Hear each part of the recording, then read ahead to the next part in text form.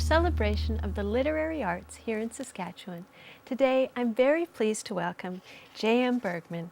Now, JM is a Saskatoon author and visual artist who first brought us Carve Me a Place. Today, we're here to talk about her new book, Barely Breathing. JM, welcome to the show. Thanks, Danica.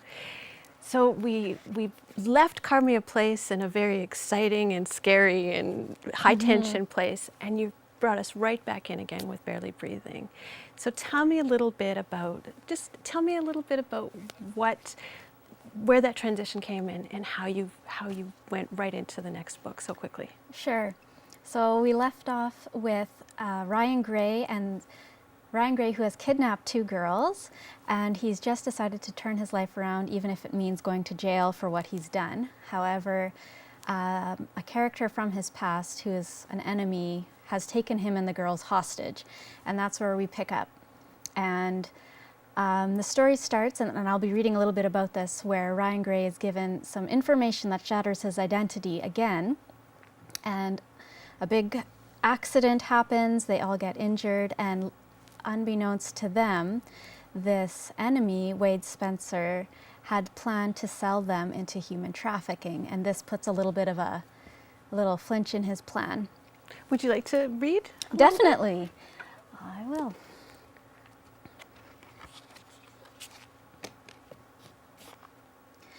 Dark scents of caramel and cigarette hung in the cab as they drove down narrow, empty roads that wound through the mountains. A voice crackled over the radio.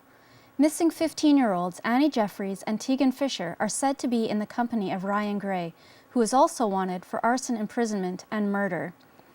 They're pinning this on you. Wade Spencer gripped the leather-covered steering wheel.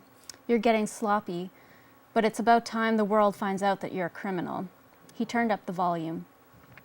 An unusual development in this case is that fingerprints now confirm Ryan Gray is not only a criminal at large, but has been using his name as an alias. His real name is Jordan Taze, a child who has been missing for... Wade swore and shut the radio off. An odd silence settled over them. What was that about? Ryan stared across the cab as the radio's mysterious message began to twist in his stomach. Answer me! Don't get worked up about it. Ryan spit a string of profanities, each one louder than the last. A missing child? He slapped the dash. Is that true? It won't change anything. It changes everything, he shouted. I've got nothing to say. That was the last sentence of reason before their lives flipped into a storm of chaos. Ryan leapt across the cab like a flash, and the vehicle swerved into the left lane as he punched Wade in the face. Both girls screamed, and one of them smashed their head against the window. Get your hands off me, Wade yelled. Ryan smashed against the window, and a sharp buzzing wrapped around his head as he ignored the pleading screams from the back seat and decked Wade again. They swung right. Then the vehicle flew off the road and plummeted down the slope. Wow. So it starts with so much action. Now when you write, because the action is so fast-paced in these books, do you write fast as well as you write? I do, yeah. I see it happening, and yeah, it's like out of control, and I just try and get it all down. So you see it happening probably almost like a movie. Yes, in your head. That's now, true. do you have hopes that perhaps someday the story will become a movie? Yes, I do, and that is actually my next project. I've been in contact with a local movie director, Marcel Petit, and he is very excited and interested in working with me to develop these books into movies. And I think it'll be great. They're full of action, full of there's identity and abuse and overcoming abuse and sexual trauma, and I think this is a big topic that is very prevalent today. And yes, I think it'll be a very good movie. Well, and like the little bit you just read to us, and throughout the books, there's just it's so fast-paced. The action it just doesn't stop. Yeah. And so do you feel that, well, when people got to the end of Carve Me a Place, were they really anxious for you to finish the next book?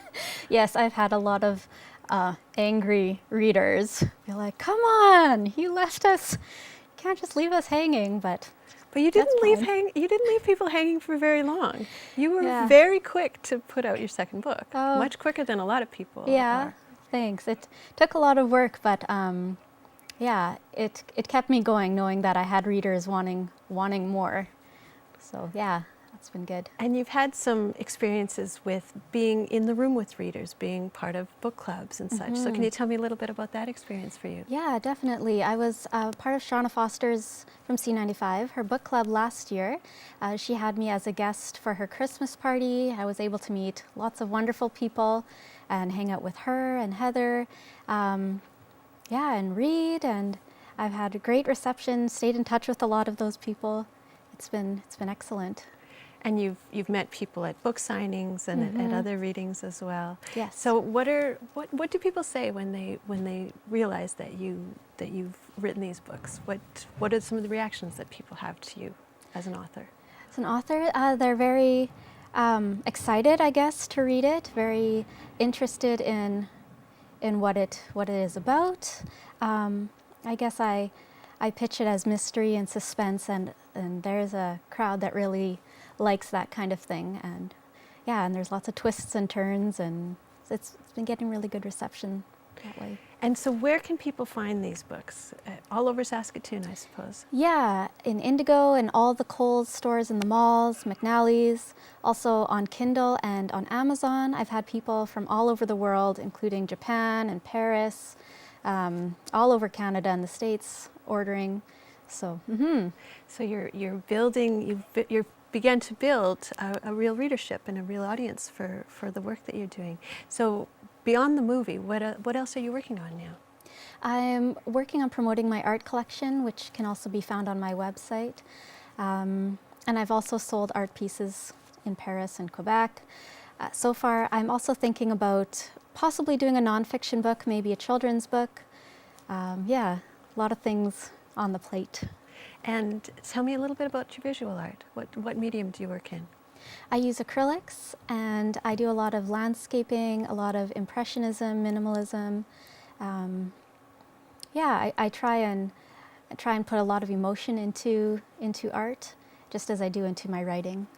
And so is there that fast-paced energy and intensity in your artwork as well as in your Sometimes, writing? yeah, it depends kind of what visual I get, but often I'll get it and then I'll be like, okay, I have to get this down now.